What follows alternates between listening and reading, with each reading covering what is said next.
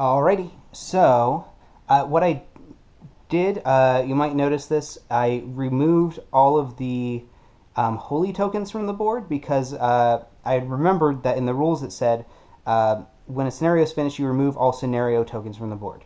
Now, I figured that also means I removed the special status effects, since the only way to get those status effects off is to visit one of these special scenario tokens. But again, I may be wrong. A lot of things that are sort of up to your interpretation in this game. So, with that said, we're going to continue with the next monster turn, and the event is Compelling Power. Characters can use 1 insanity to gain 1 defense for this turn, or +1 to attack rolls for next turn. Now, again, it doesn't say when you choose to do this. Do you choose to do this at any time, or what? So I'm going to interpret this as I can choose at any point between this turn and next turn to take that advantage. And then we also have a green star. So the green star, I believe, was the negative effect on this scenario, which is that monsters, twins have a -1 penalty to defense for this round. So all of these twins have only 1 defense instead of 2. No memory tokens, no warden movement. Then we're going to move enemies. So these 2 stay where they are. This one stays where they are. The nurse, who is under the Soul Eater trap, we're going to roll and see if she moves. She did not move because she needed a 6. So that means, again, Helena Swan heals 1 damage and the nurse takes 1 damage. So the nurse is practically dead at this point, just from that Soul Eater trap. That's a really, really good ability. Almost unbalanced in how good it is. Okay, so we've done the whole top half of the board. Now the scavengers are going to move. So 1, 2, 1, 1, 1, 1, 2. Did I do this one already? I don't think so. 1, 1, 2, 1, 2, 1, 1, 2. Actually, that was here. 1, 2, 1, 1. I think that was everybody. Then the enemies attack. There's no enemies on character spaces, but the twins are going to have to deal with some attacks. We'll start with the patient, who is up in the top left corner there. Rolling 5 dice. Oh, you know what? I got to spawn those monsters. And before anyone says anything, I know I'm going to get comments on the video that I should have been searching for items more. But you know what? I haven't needed to yet. So, whatever. Normally I would have done that, but those vampires seemed like they really needed to be taken care of because they were dealing a lot of damage. So, we're going to roll some dice, spawn a patient and a scavenger. C2 for the patient and A8 for the scavenger. Let's grab those minis. C2. Oh no, right on the space with the twins. That means they are going to overwhelm the twins. And then A8. Alright. So overwhelm means that every successive attack on that space gets an additional die. So that sucks. So start with the patient in the top left corner there. Oh my. Okay, 1, 2, 3, 4, 5. Twins only have 1 defense this turn, so that is 4 damage that they're being dealt, and we're going to see if they can avoid any of it. Let's hope we get all 5s again. Well, they did avoid 2 of the damage, so that's actually really good. So they're going to take 2 damage now. And we'll just put that over there by the twins, like so. So fiddly. Okay. This scavenger up here is rolling 5 dice. And rolled 2 successes. This one is absorbed by the shield. This one cuts through the shield, so that is 2 or 1 damage. 1 damage to see if the twins can avoid it. They did not, so they're going to take an additional damage. And then the twins down here are getting hit twice. We're going to have them attacked first by the scavenger because that is the deadlier attack. So we want the scavenger to be rolling fewer dice. Okay, only 1 success, and the twins' shield absorbs it. So now we add an extra die for the overwhelm bonus for the patient. 2 successes, 1 of them surpasses the twins' shield, so they are... they need to see if they can avoid it. No, they did not, so here we go. Alright, and that was all of the enemy activations for this turn. So we're going to move the first player marker on and begin the next round.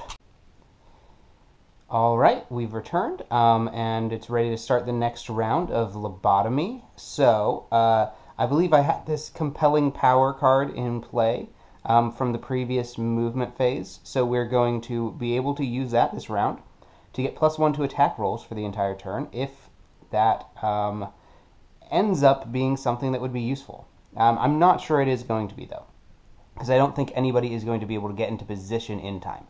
So, we're going to begin with Marcus Dieter, and he's going to go in here for 1 action. Actually, he's not the first player. My bad. Helena Swan is the first player. So she is, like I said before, going to go around and deal with these monsters that are bothering these twins. So she's going 1, 2, 3, and remember I can choose to run. I need to reduce her cooldown. Should have done that at the start of the turn. She can choose to run and not spend any more action points on anything other than movement, and she's going to do that for additional 2 action points. So she has run to the entrance to that room. Okay, I hope that the twins are okay. We've got a lot more monsters coming, so I hope that they can survive until I get there, because otherwise they're just going to randomly warp somewhere else, and all of that movement trying to get there will have been wasted. Now it's Dale Walker's turn. We're going to reduce cooldown on all of his abilities, and he is a monster-killing machine, so he really wants to go over there. Let's have him go 1, 2, 3 as well. Unfortunately, that is his entire turn because he can't get the door open without spending an action.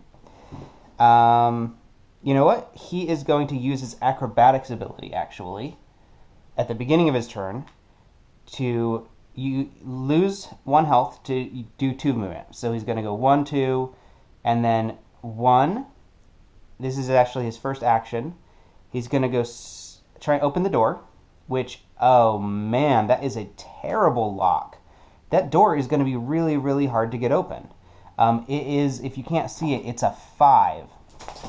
Remember, that means on my 6 dice that I would be rolling for Dale Walker, which I'm going to get a free attempt right now, I would have to roll 5 dice that are 4 or better. That is almost impossible for this character.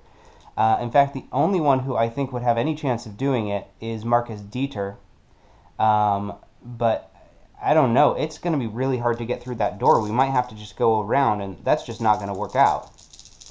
Anyway, he gets a free attempt now. So this is 1, and this is a second action.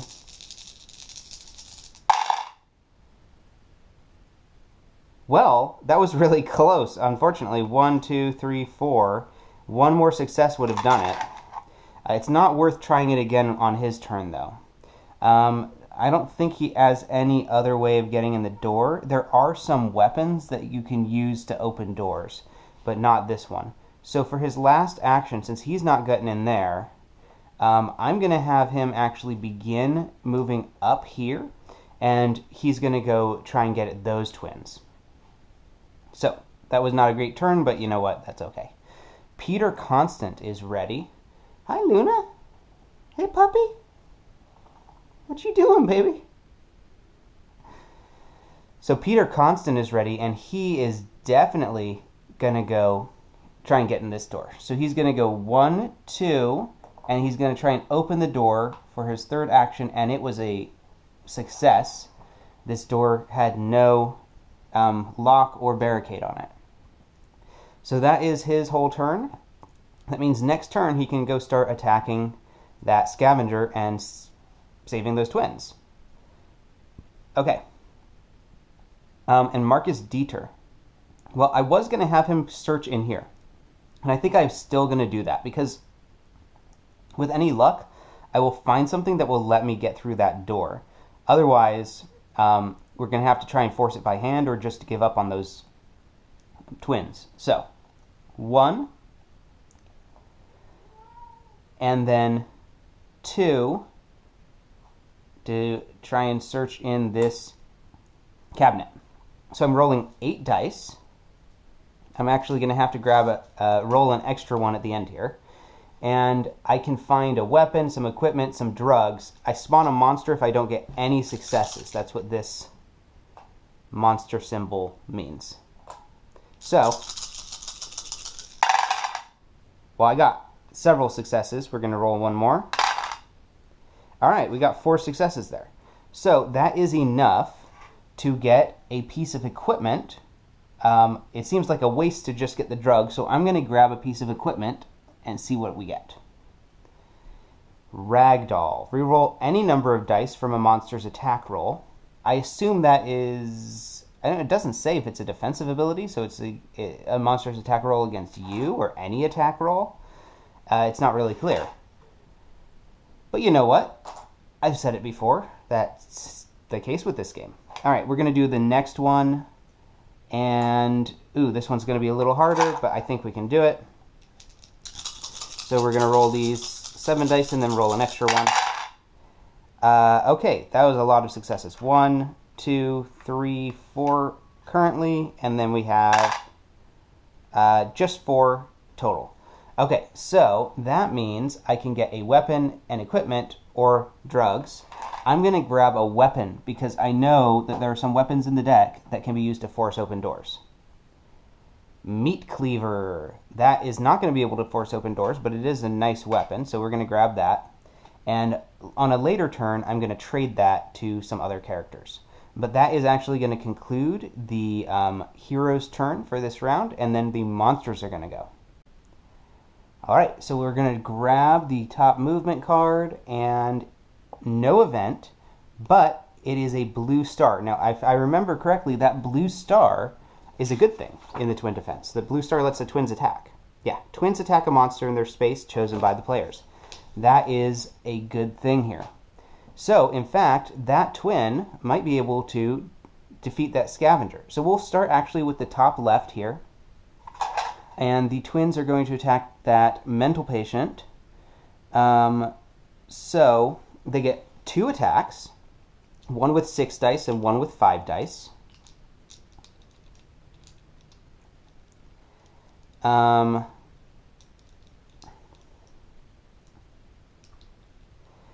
And I don't think that counts for Overwhelm.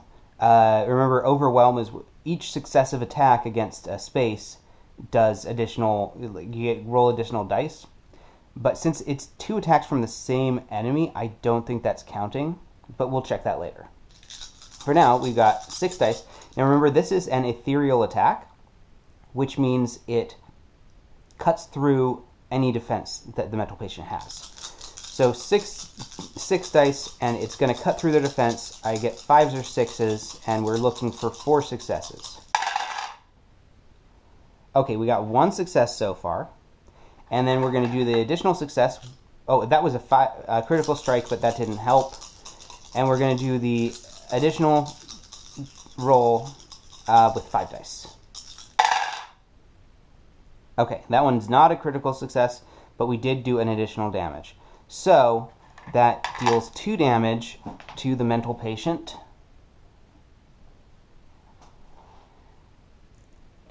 just put that right there, like so. All right, now the twins over here are going to attack that scavenger and almost certainly kill it because it only needs one more damage. So first one, yeah, we got a critical strike, so that definitely kills that scavenger. Unfortunately, Peter Constant is nothing to do now, but we're going to reduce the counter on that by 1. So the twins only need 4 more enemies to be killed in that area. You know, I should probably hold on to that because I am going to be spawning one later. So we're going to hold on to one of these. And then we're going to do, down here, it says 6 and 5. We choose the enemy. It's going to be easiest for them to kill the scavenger. And the scavenger deals the most damage. So we're going to go against the scavenger first. So, okay, that was 2 successes, but one of them is a critical. Remember, critical deals double damage if it gets through the defense. So that actually deals 3 damage, and that guy is dead. Now, I don't think I get to use this extra attack against another enemy, because it doesn't say, like some of the attacks say you can attack twice, and you can choose a new target for the next attack. It doesn't mention that anywhere. But again, I could be totally wrong. There's a lot of this game that's sort of ambiguous. Okay, so we're going to reduce the counter on that. And then we're going to deal with the other things. So first off, a new memory token is going to spawn in D5. So we got a lot of memories spawning in D5. And in fact, we got to start picking up these memory tokens because we're running low on tokens. If new ones get to spawn, we won't get any advantage out of that. And then the warden token is going, or the warden is going to move to space 10. If he moves one more time, he's going to stomp on those twins. Then we have the scavenger. Well, first we move everybody. So this mental patient is going to remain where he is. This scavenger is going to, I should start from the top left like I always do. So this guy's going to go 1, 2. That's everybody on that board. There's nobody on this board. Got bumped or something. Okay. This nurse, we'll see what she does. Remember, she might die this round just from her Soul Eater trap. Yeah, she is going to take another damage, and that is going to do it for her. Because that is 5. So this nurse is out of play now. That's a good thing. And we can start using Soul Eater trap on something else. Okay. And then we're going to deal with everybody else. So this scavenger is going to go 1, 2. Now it can't get into the twins, but he can still attack Helena. This mental patient is going to go 1. This scavenger is going to go 1, 2. This scavenger is going to go 1. This mental patient is going to go 1, 1, 1. I guess, well, let's see. 1, 2, 3, 4, 5, 6, 7, 8 versus 1, 2, 3, 4, 5, 6. Yeah. So they're going to all head over to where Helena is, which is sort of good. We can defend the twins. But it's also sort of bad. I think this scavenger was in the same space as the mental patient. This board is not set up so that there's enough room for minis on all of these spaces. This guy is going to go up here because you can get onto that space from there. And that is everybody. Now we're going to spawn the new ones. Alright, we got D7 for the scavenger. Let's see here. That's this space here. And then we have, for the mental patient, B8. B8, right where the twins are. Oh no! So they're going to have to suffer an attack this round. And that's it for this card. Then we're just going to have everybody attack. Alright, so seeing as there are no bosses in play, we just do the enemies in whatever order we want. We're going to start with the mental patient over there, who is going to be rolling 5 dice. looking for 5s or better. Got 1 success. So these twins are going to try their avoidance skill against it. Actually, no, because it doesn't cut through their defense, so they're fine. This mental patient here is again rolling 5 dice. Got 3 successes, so one of them does cut through their defense. We're going to try avoidance, and they did not avoid it. So these twins are now having to deal with 3 damage.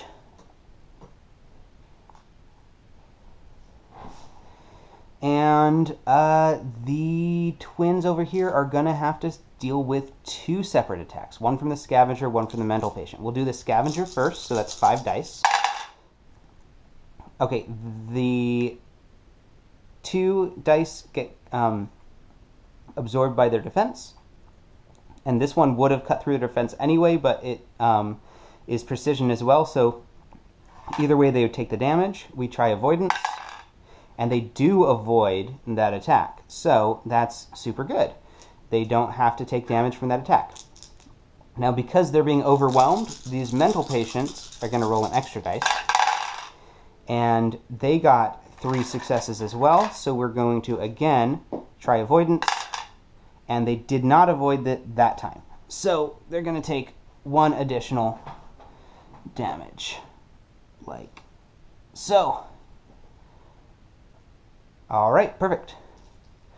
And that, oh yeah, and there's a scavenger on the space with Helena. So she's going to have to deal with that. So let's try that one. Oh, you know what? I need to discard this after I searched it. So let's deal with the scavenger that's on the space with Helena. Rolling 5 dice.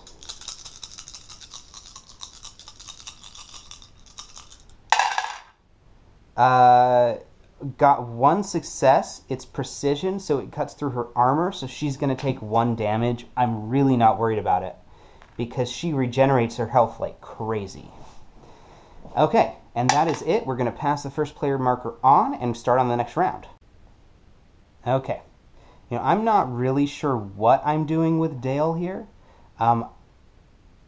Dale is definitely not getting through that lock. So it seems like maybe the best thing for him to do is to start trying to kill some enemies. So he's going to go 1-2 with his special ability. That's going to take another damage from him. And then he's going to go 1. Oh, and he gets +1 to attack rolls until the end of the round. I forgot about that. So he's going to attack with his... Oh, you know what? I didn't reduce the cooldown on this, which means I then get to use it again. He's going to attack with his Blade Equilibrist skill. And he's getting +1 to these attack rolls. So that is 6 dice with +1 to each one of them. They are also overwhelm... Or not overwhelmed, they're power attacks, and they are holy attacks, which I don't think makes a difference against these enemies. If they were ethereal enemies, I think holy attacks would deal, or get through their defense. So it says attack twice, can choose different targets. We're going to start with the scavenger, because that's easier to kill. What the heck? My goodness. That did me no good whatsoever. Well, we're definitely attacking again. And we're going to do it against the scavenger again. Oh, you know what? Darn it. I'm going to have to just re-roll that roll. Because I realize I get +1. I think I rolled like 3 3s. I got +1 to each of them. So actually, you know, I don't need to re-roll it. That guy got killed. I'm pretty certain I rolled 3 3s. So I can't believe I even said I had +1, and then I forgot about it immediately. So my next roll is against the mental patient. Got to remember these +1s. Okay, that one's much better. 1, 2, 3, 4, 5. He has 1 defense, so he is also killed. So both these guys got killed. That was good. And that means I get to reduce my cooldown twice. Well, it says attack twice. You can only reduce your cooldown once per attack, but that's 2 different attacks. So I think that's okay. I'm going to play a little fast and loose with the rules here. I don't care. And then I might as well move, well, if I move an additional space, then both the scavengers are attacking me next round. If I stay where I am, then only one scavenger is attacking me next round. So I'm going to try to stay where I am, and we're going to do Vampiric Regeneration as my final action for the turn. And that is roll a die for every missing health, and we're going to regenerate the healths for 5s and 6s. And we got to regenerate 1 lost health that way. Very nice. And that way I only have to deal with 1 scavenger at the start, or at the movement phase this round, unless I get some bad card that like makes them move farther. And my idea is I can either go around and deal with the twins over here, or I can start collecting some of the memory tokens that are over in this part of the board. It is Peter Constant's turn. I know exactly what I'm going to do with him. We're going to go 1, and we're going to deal with that mental patient. So, he needs to reduce his cooldown, which means that his Demon's Favor ability is now available, which is attack twice and gain fire with your attacks. That seems like really good. So, we're going to do that. He's going to attack twice with his wooden cross and gain flame on his attacks, and his wooden cross is close to being demolished, but, I mean, it's on fire. What do you expect? Okay, which means I'm going to need to grab more weapons for him. So I need to get Marcus Dieter and him to meet up, I think. Okay, so we are doing 5 dice because of his sharp mind. And is going to cut through that enemy's defense. Okay. We got 1 success on that, and we're going to attack a second time and hopefully get more successes. That was more. 1, 2, 3, 4. So that mental patient is definitely killed. We're going to reduce the cooldown on this. Mental patient's gone, which reduces the counter for these twins. And also, we get 1 more durability on this wooden cross. So now the wooden cross is at 6. It can take up to 8 because of his sharp mind again.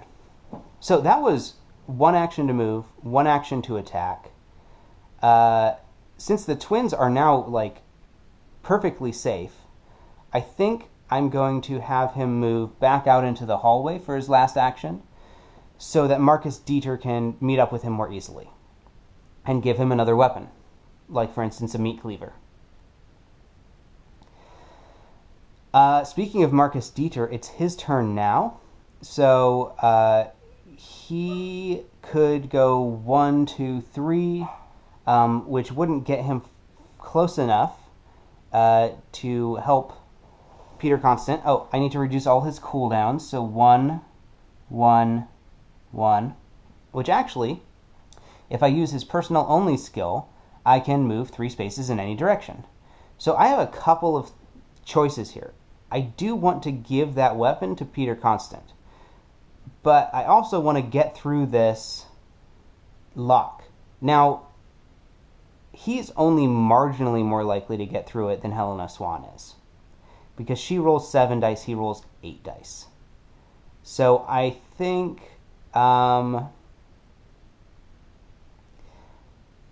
yeah, I think we're gonna have him go meet up with Peter first. So he's gonna use his personnel only skill, which costs 1 action point, to move 1, 2, 3 spaces, and then 2 action points. And for his 3rd action point, he's going to do some trading. And he's going to give the scalpel and the meat cleaver to Peter Constant. The scalpel had 2 durability on it. And the reason we're doing that is because Marcus Dieter is going to be searching more in the coming turns. So we're freeing up some inventory space for him. Plus, Peter Constant could really use those weapons more efficiently than Marcus Dieter can. All right, that was his whole turn, and he is on this space, sort of stack them on top of each other, I guess. And then we have Helena. So Helena is dealing with a scavenger in her space. So I guess this was on this. So we're going to go down by one, down by one. She should. I mean, she could use the broken glass against the scavenger, and it might be best to just do that and save her hypnotizing eyes attack. So she's going to do that. She's going to use the broken glass against the scavenger. There's 5 dice. She can modify the result of one of them by 1, which doesn't help me at all, actually. I've got a 6, and that's it. So that's 1 damage against the scavenger, and 1 more durability on the broken glass. So the broken glass are now at 3. Oh, and the scavenger takes 1 damage.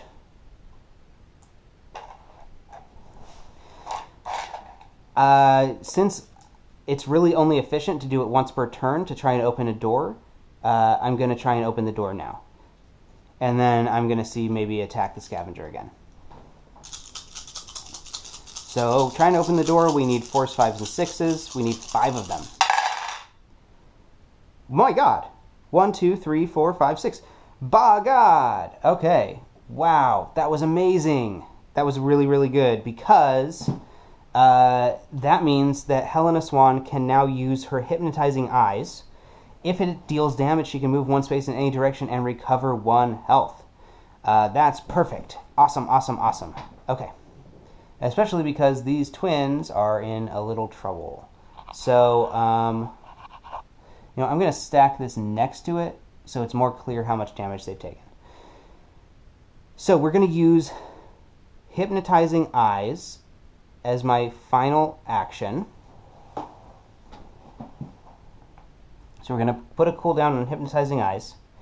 And this is going to be 8 dice against the scavenger, which should kill it. And again, I'm going to have to roll an extra die. Okay, 8 dice against this scavenger, and then I can move into that room with the twins and start defending them. Okay, well that's 2 successes, and I get to roll 1 more die, so hopefully this is a 4, 5, or 6. Dear Lord. Well, it was 2 successes. Actually, that does kill the scavenger, because it already had taken 1 damage. So we're going to reduce the cooldown, I think, on Blur, because I want to use that next turn. In addition, we are going to recover 1 damage and move 1 space into the same space with the twins. So now we can start dealing with the enemies in that space and maybe even taking some attacks on the twins' behalf. In fact, they are going to be forced to. I don't really have a choice about it because all of the damage, all of the attacks are going to be against the person with the lowest defense, which is Helena. So actually moving into that space is maybe not the best idea because the twins are better at defending. They have higher defense to begin with, and they have avoidance. But on the other hand, they've already taken 4 damage out of the 8 possible, where she can take up to 10. So it's a roll of the dice, but we're going to go with it. All right, so monster movement card. No event, no stars, but the warden does move. So that is a sort of a bad thing. We have to deal with the warden's stomp. So Stomp is right around here. When the warden is on a space with a character on it, he stomps it recklessly. Roll chaos dice twice and deal damage to the character for each skull rolled. This damage cannot be prevented by anything. Character is also stunned. After stomping, the warden automatically moves again to the next space on the insomnia track. So they're in space 11, I believe. Somewhere around here. Yeah, that's space 11. Warden is moving, and he's going to stomp them and deal damage. So we're rolling 2 chaos dice. That one doesn't do anything. And they take 2 damage. That it cannot be mitigated by anything. And they are stunned for this turn. So they were at 2. We're going to take one of those away and replace it with a 3. So now they're on 4 damage, and he's going to move right on to the next space as well. So that was unfortunate. And since they're stunned, that is a whole other bag of worms. I believe it means that they don't get any defense when you're stunned. Stunned.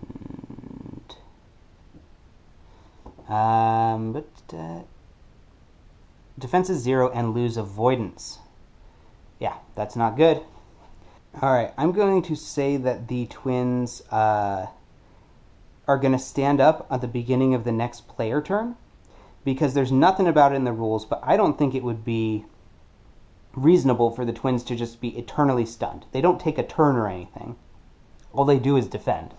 So I'm going to say at the beginning of the next player turn, those twins are going to stand up, but for this monster phase, they're going to be stunned. Okay, and then we're going to deal with monster movement. So, over here, we have a scavenger who's going to move 1, 2, and be close to the twins for the next turn.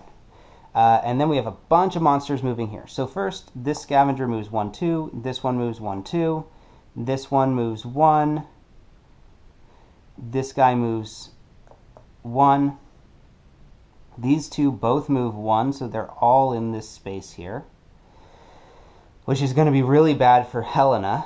The nurse moves 1, the scavenger moves 2, the patient moves 1, and then we're going to spawn two moo-moos. We're going to spawn 2 moo-moos. One moo-moo is going to be on A12, and that is a mental patient moo-moo.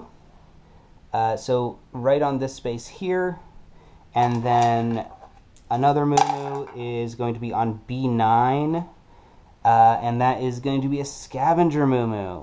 So on B9, which is, this is a 6, so this is a 9. There we go. They really should have had those dots on the, they have the dots on the die, which I think is pretty standard. But on the board, we have a 6 here and 9 here. They are identical, except that one is rotated. The only way to tell which one is which is to look at the orientation of the other numbers around it, which is more work than I feel that you should have to do. Okay, we're going to discard this card, and then all the monsters are going to attack. So we're going to begin with those poor unfortunate twins who have to deal with an attack from a mental patient, and they are taking 2 additional damage, so they're up to 6 now. So we're going to take this 3 and replace it with a 5.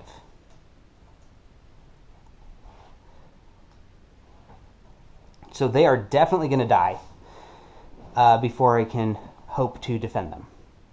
Okay, and then we have, let's just deal with this scavenger who's attacking Dale Walker. Does 3 successes. Dale has 1 defense, so he's going to take 2 damage.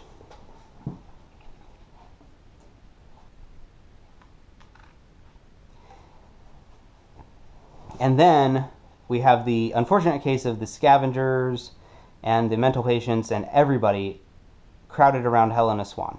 But the good thing is I can use my insanity ability to gain some defense dice, and I think I'm going to be doing that. So, add defense die for 1 insanity when monster targets a character, but before its attack roll, add shields to character defense stats for this attack. So that's going to be probably what we're going to do.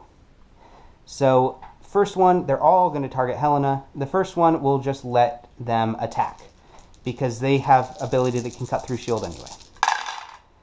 And they didn't get any successes. Okay, next is a mental patient, and we'll just let them attack. We're not going to use our insanity until she starts taking some damage. They got 1 success, which does not cut through her shield, so she's good. The next mental patient is rolling 7 dice. This is going to do some damage. 1, 2, 3, so 2 damage to her.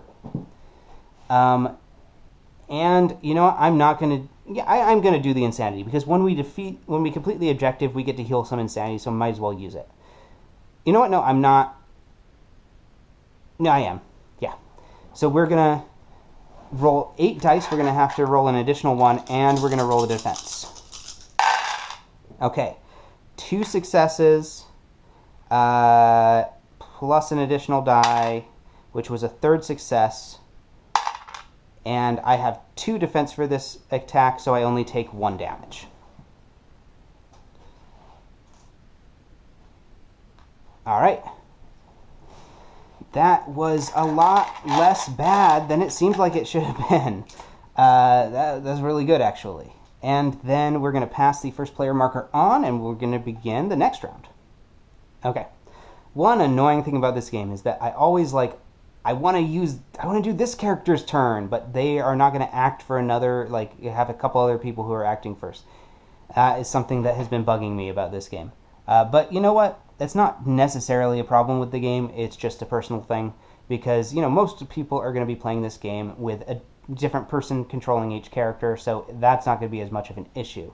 It's just, look at Helena's situation. I'm in suspense about that, and I want to kill those enemies and save that twin. But you know what? It's not happening. So, Peter Constant is the first one to go. And I want to eventually move him into this space so that he can kill the scavenger. Remember, he has to kill the scavenger on the space with the twin. So, before I do that, though, I might as well just try and open some doors. Because he gets 3 actions anyway, and I only need 1 of them to move. So we're going to try and open this door here, to where the memory token is. And that actually... was it not locked or barricaded or anything. We're going to try this next door. Yeah, we're going to try this next door. And that one does have a lock on it, so he's rolling 7 dice, which I believe is all the dice that are in play right now. And only got 2 successes. That is not enough to open the lock. But that's okay. There's nothing in that room, so there's no point in getting into it. And then we're going to go into the next space here. Perfect. I don't think these twins can be healed. Let me see. Friendly.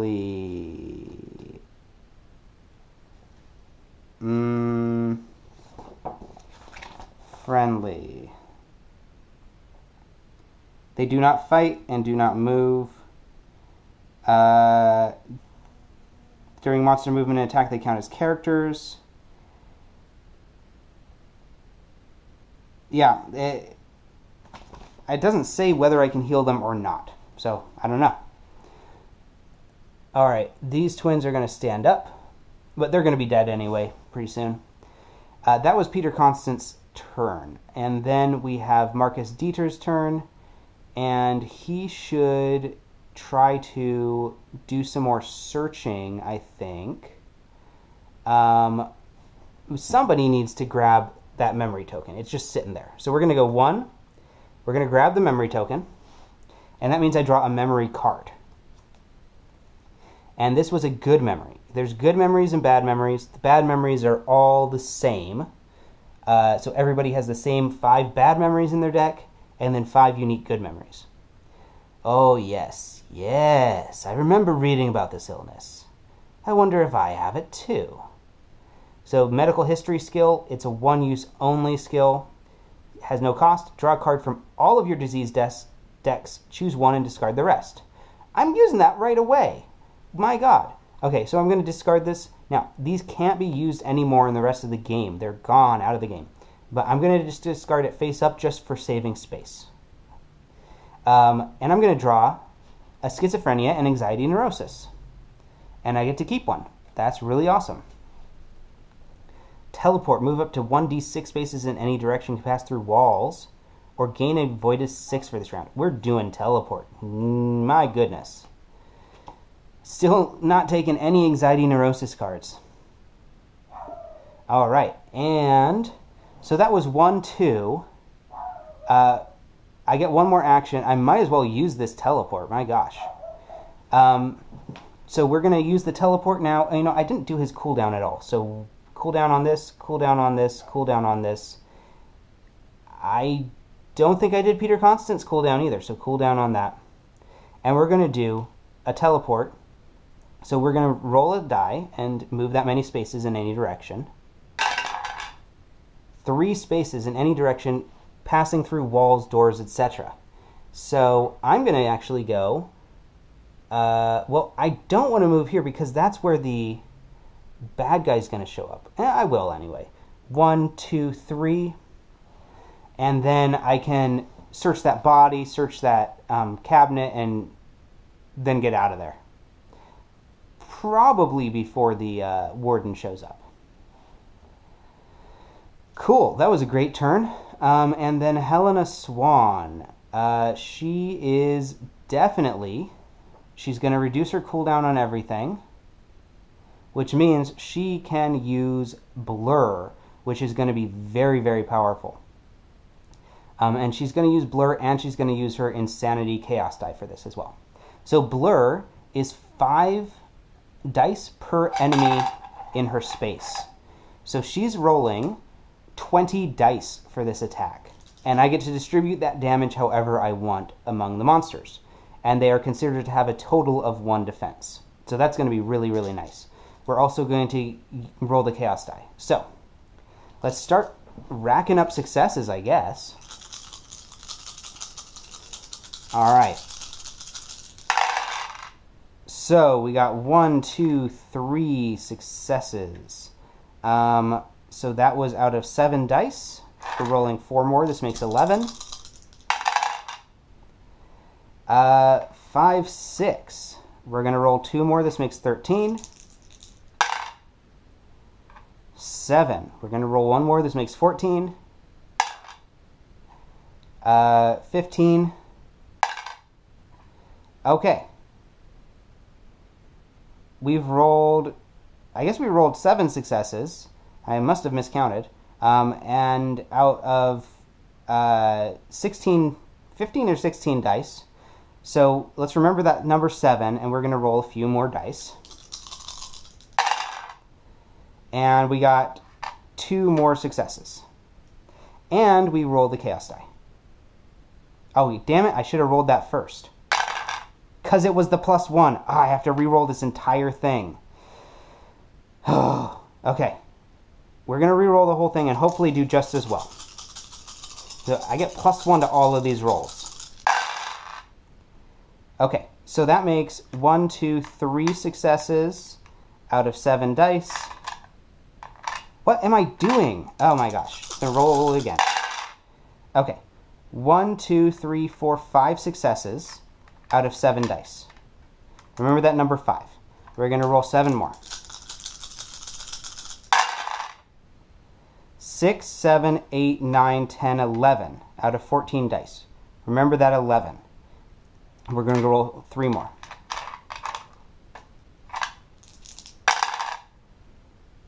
12, 13, 14. Okay, perfect. So we rolled 14 successes.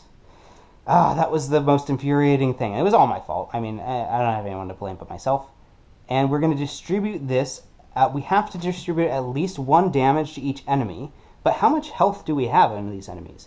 It's 14 minus 1 for the defense, because you only take the defense of the highest defense enemy. So that would be 13. And the enemies altogether make 4, 8, 12, 15. So I almost have enough to kill them. 1, 2, 3, 4. We have to distribute this 4 damage out of 13. And then I can do, might as well deal with the mental patients if I can. So 4, 5, 6, 7, 8, 9, 10, 11, 12, 13. Right? 5, 6, 7, 8, 9, 10, 11, 12, 13. So that one's like that. Now, I only do get to reduce my cooldown by 1 for this. So that goes like that, down by 1. And these 2 mental patients are dead. This guy's got 2 damage on him, and the other mental patient has 1 damage on him. Okay. Oh, that was my first action, right? And I killed 2 enemies in the twins' presence, so they're down to the cooldown, or the countdown counter of 1. Let's kill that last enemy, and then those twins are saved. So my last, I could use broken glass. Yeah, let's do that. We're going to use the broken glass, so 5 dice, and we'll just try and kill that scavenger. It'll be super easy to kill the scavenger. That was 2 successes, so that's plenty. And it did roll a 1, so the broken glass is about to break, I guess? It's running out of durability. And that scavenger is dead, which means I reduce my cooldown by of another thing, so we're going to reduce that hypnotizing eyes again. Oh, and every time I kill an enemy, I recover 1 health. So I've killed 3 enemies. I've recovered all of my health. Okay, and that saves those twins. So I'm going to look in the rules, but I don't think there's anything special that happens when I save the twins other than I get 1 progress toward completing the objective. So we'll put the twins over here for now. And we get another die that we can use again. Yay! We won't have to do as many re-rollings. Okay, twins. Twins are saved and removed from the board. That's all it says. When there's just 1 pair of twins left, we start the next scenario. Okay, so that was 2 actions. 1 for that amazing blur attack, 1 for broken glass, and I'm still in the space with this mental patient, so I should probably kill the mental patient, but I also sort of want to get that next Soul Eater's trap into play. So we're going to use this Soul Eater's trap, I think, first. It's a non-boss monster in range 4. So we have 1, 2, that's easily in range 4. I think I can draw a line of sight to this mental patient here. So I'm going to choose one of those 2. We'll do the mental patient because those are a little harder to kill. So we're going to do another Soul Eater's trap.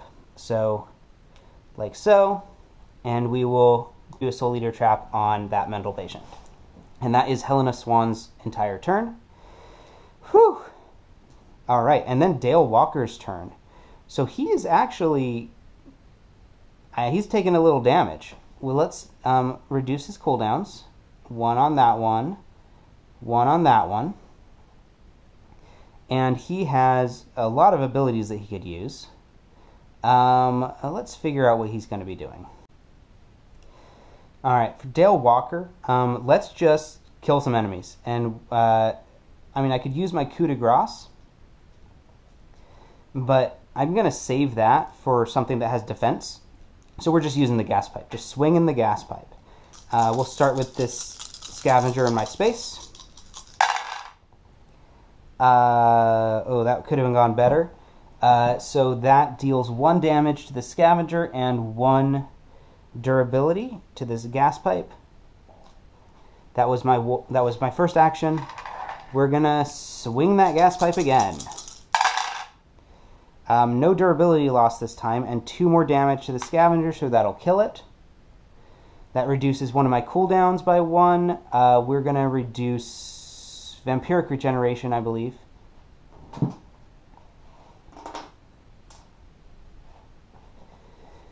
And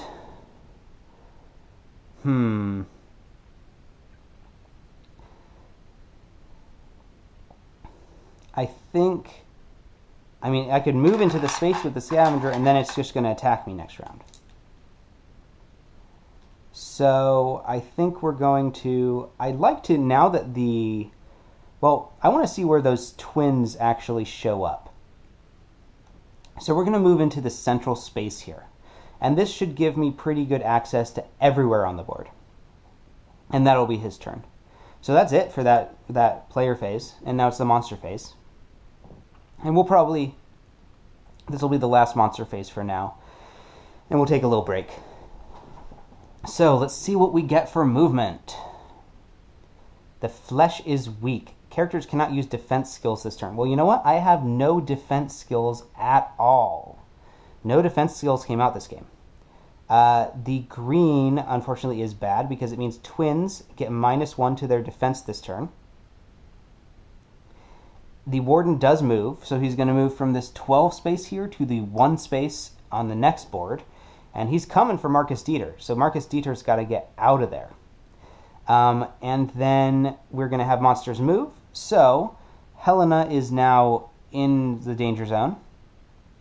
We're going to start up there, like we normally do. And we've got a mental patient. We're going to add a mental patient over here, and we're going to add a scavenger here. So those twins are dead, for sure.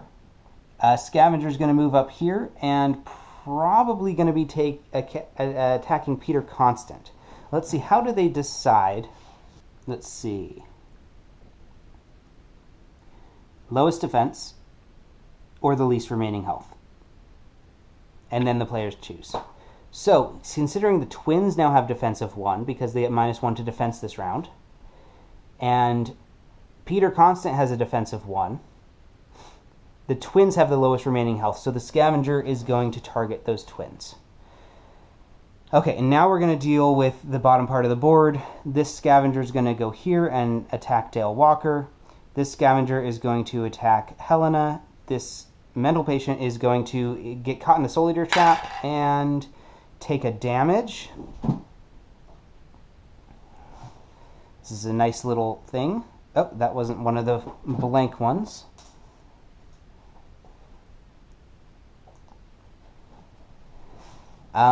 This guy moves up here, nurse moves here, scavenger moves onto the same space with the nurse, and the mental patient moves, and we're going to spawn a couple more bad guys and then deal with attacks.